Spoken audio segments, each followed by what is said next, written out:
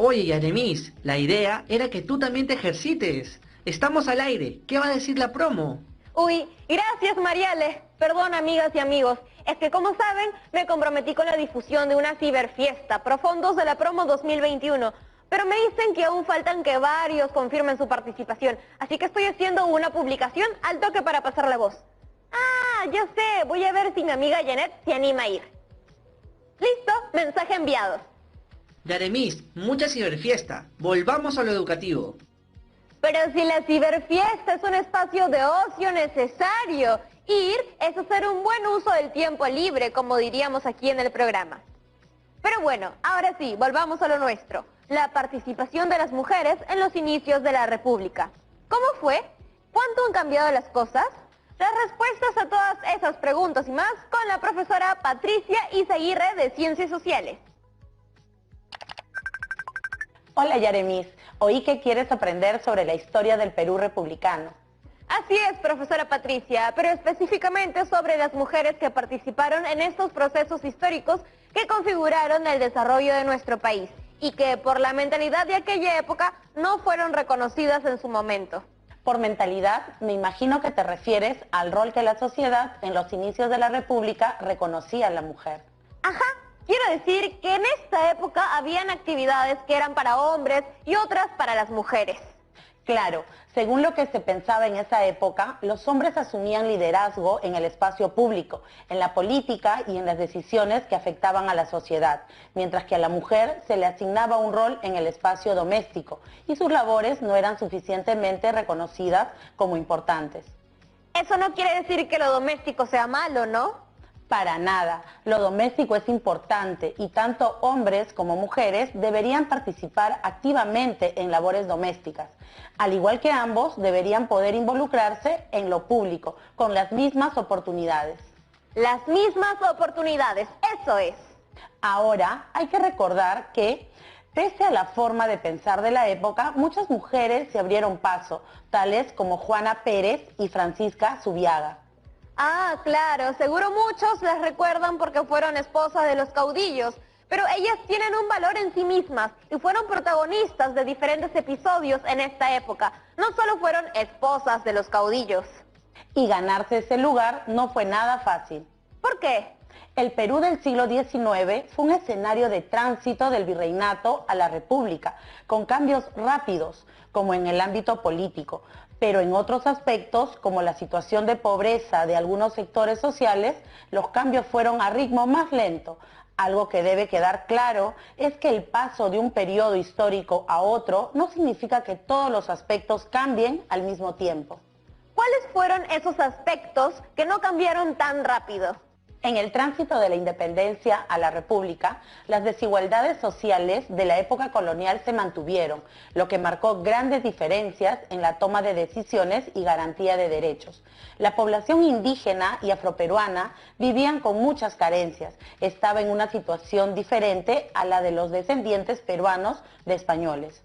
Estábamos entonces en una situación complicada y con mucha desigualdad.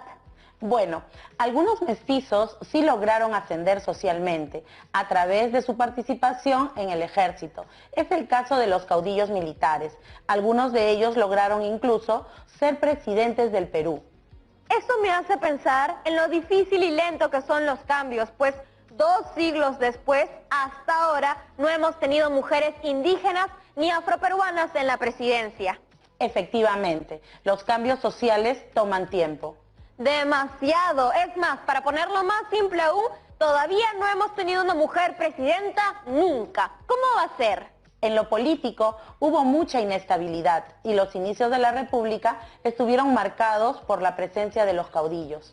¿Pero quiénes eran los caudillos? Me suena esa palabra. En la historia peruana se denominan caudillos a los militares que habían liderado y participado en los ejércitos que lucharon por la independencia y que en los inicios de la República pugnaron por tomar el poder y gobernar el Perú, y en muchas ocasiones lo hicieron. Genial. Además, quiero saber si hubo caudillas o solo caudillos. ¿Qué tal si vamos a una pausa y lo discutimos al regreso? Perfecto. Aprovecharé para preparar algunas imágenes para compartirte. No se vayan de Aprendo en Casa, ya volvemos. contarnos quién fue Ricardo Palma, nuestro más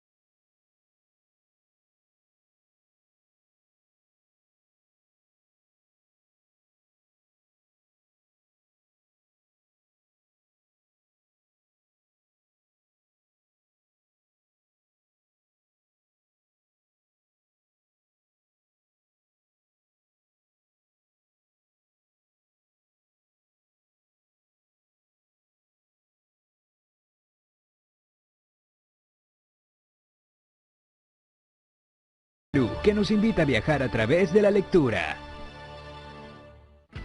En estas marchas tan importantes de los últimos días, no se lograba entender realmente a una generación que finalmente pudo manifestarse.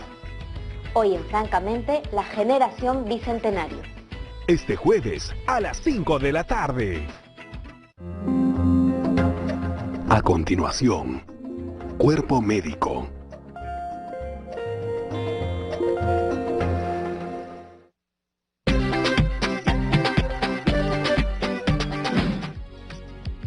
Ay, amiga, pero ¿por qué no quieres conectarte a la ciberfiesta? Es para reencontrarnos con nuestros amigos y de paso ayudar a la promo.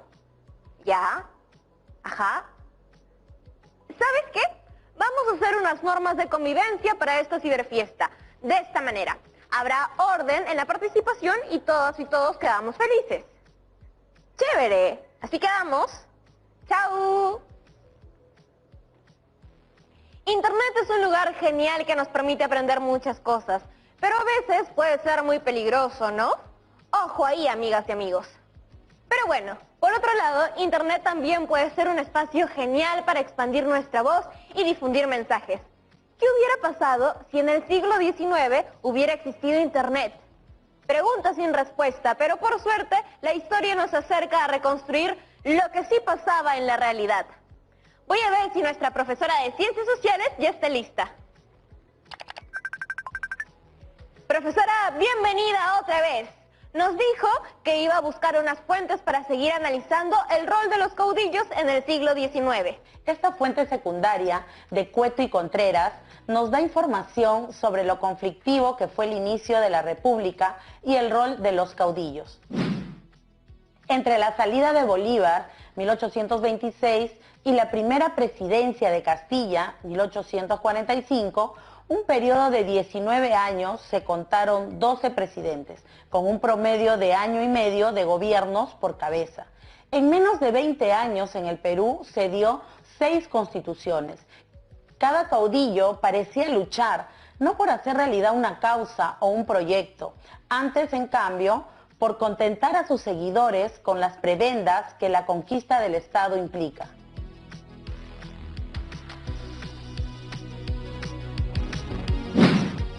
Como vemos, se sucedieron muchos líderes y constituciones en muy corto tiempo. Asimismo, esta fuente histórica nos permite entender las características y propósitos de los gobiernos de los caudillos a quienes catalogan como personalistas. Hubo entonces muchos problemas para ponerse de acuerdo y respetar a los gobiernos de turno.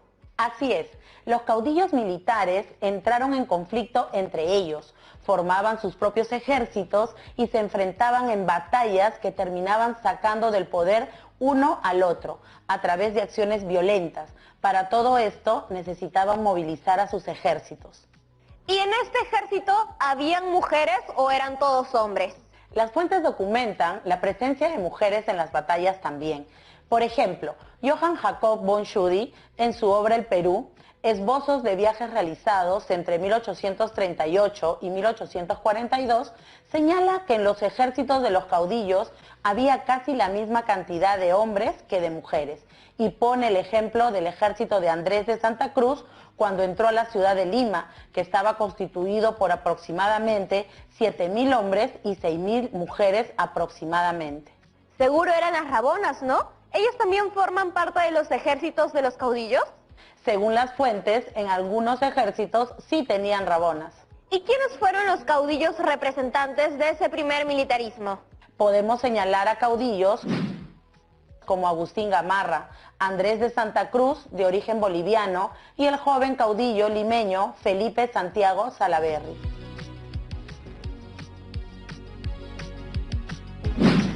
Profesora, pero no se olvide de mi pregunta acerca de la participación de las mujeres. ¿Hubo alguna mujer que cumpliera un rol de caudillo?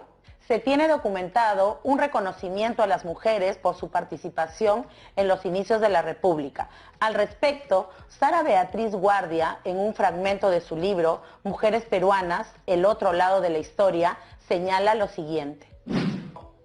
Mientras que el 11 de enero de 1822, José de San Martín, en reconocimiento a la abnegada labor de las mujeres, autorizó el uso de la banda de honor blanca y roja como galardón y una medalla de oro con la siguiente inscripción: al patriotismo de las más sensibles, en la Gaceta de Gobierno de Lima Independiente. Del 23 de enero de 1822 figuran las primeras galardonadas: Melchora Balandra, Antonia Bernales de Subiaga, Manuela Sáenz, Rosa Campuzano, Antonia Huilate y Valderrama, Andrea de Mendoza, Marquesa de Casa Dávila, Catalina Fernández de Giraldino.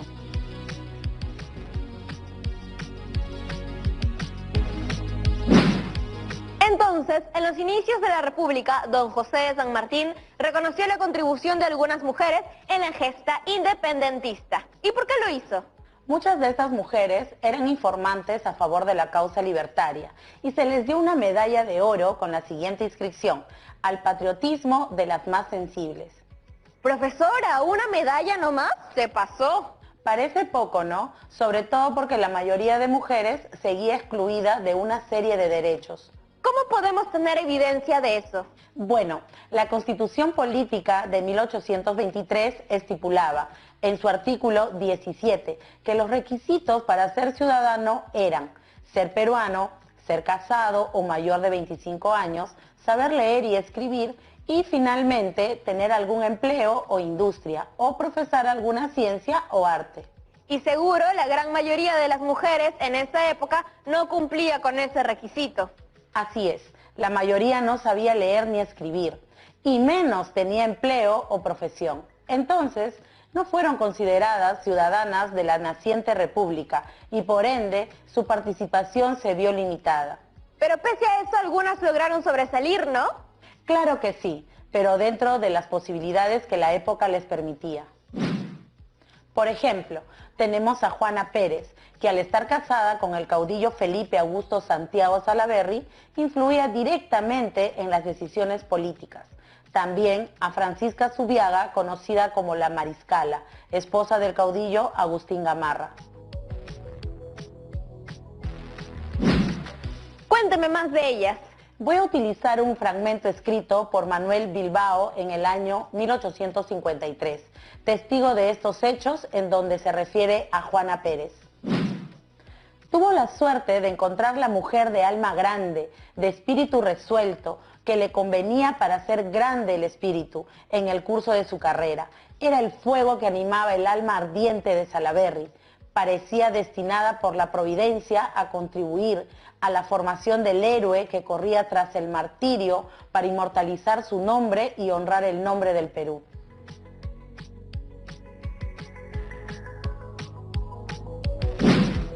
Entiendo, profesora. Me queda claro que Juana Pérez cumplió un rol importante. ¿Y qué hay de la Mariscala? Ella sí tuvo un rol más protagónico en la historia de nuestro país a inicios de la República. ¿Y en qué fuentes podemos consultar eso? Sara Guardia, en su libro Mujeres Peruanas, el otro lado de la historia, señala que no existe en la historia del Perú republicano una figura femenina que se parezca a Francisca Zubiaga Bernales de Gamarra, cuya vida posee un sino propio. Para decir eso debe ser porque Francisca Zubiaga debió haber tenido un rol importante. Tienes razón, y eso señala Sara Guardia en el siguiente fragmento de la misma obra. Abraham Valdelomar dice que Francisca Zubiaga vigilaba el aprovisionamiento y la alimentación de los soldados, impartía órdenes y recibía informaciones. Era la primera en la labor y la última en el descanso.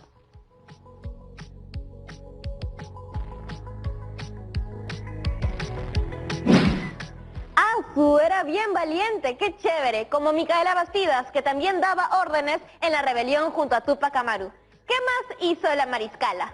En el mismo texto se cita a Sánchez de Velasco, quien relata que Francisca Zubiaga dirigió en pleno invierno a 190 mujeres peruanas, un destacamento que se apoderó de la Plaza de Paria y no solo participaba en operaciones militares, sino que asistía en compañía de Gamarra a las reuniones políticas con jefes bolivianos. Ahora entiendo por qué le decían la mariscala. Quizás para el pensamiento de la época era raro ver a una mujer tomando esas decisiones. Sin embargo, ahora es más normal. Por ejemplo, tengo una conocida que es oficial del ejército peruano en la rama de ingeniería militar. La mujer era mal vista si se sospechaba que asumía acciones y actitudes solo permitidas a los hombres. De hecho, se decía que estas formas de actuar originaban que perdiera las virtudes de dulzura, delicadeza y maternidad que se le presuponen. O sea que por un lado ellas participaban en las batallas, pero por otro se les criticaba si lo hacían. Qué raro eso. Pues sí, la sociedad entonces mostraba posturas ambivalentes sobre la participación femenina en los procesos independentistas y de la vida política del país.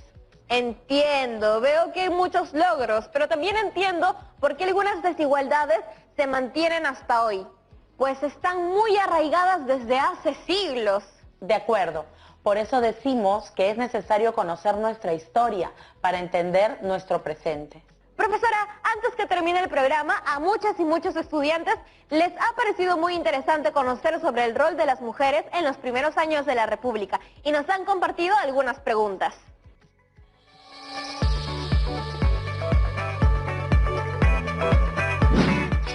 Hola Yaremis, hola profesora, mi nombre es María y les hablo desde Otusco, Departamento de la Libertad.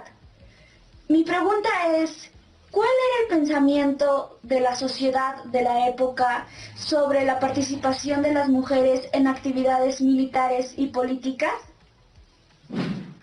Buena pregunta. En los tiempos de la independencia y de los inicios de la República, las mujeres, por más heroísmo que demuestren en favor de la causa independentista, era mal vista si se sospechaba que asumía acciones y actitudes solo permitidas a los varones. Se admira, por un lado, una contribución que se sabe esencial, pero, por otra parte, se teme que esta misma contribución degenere en un cuestionamiento de los roles de mujer que le correspondían como tal en la sociedad y que amenazaría con destruir el tradicional predominio masculino en la sociedad. Tenemos otra pregunta. Hola, buenas tardes. Gracias por aceptar mi llamada. Profesora, ¿por qué Francisca de Zubiaga le decían la mariscala? Muchas gracias.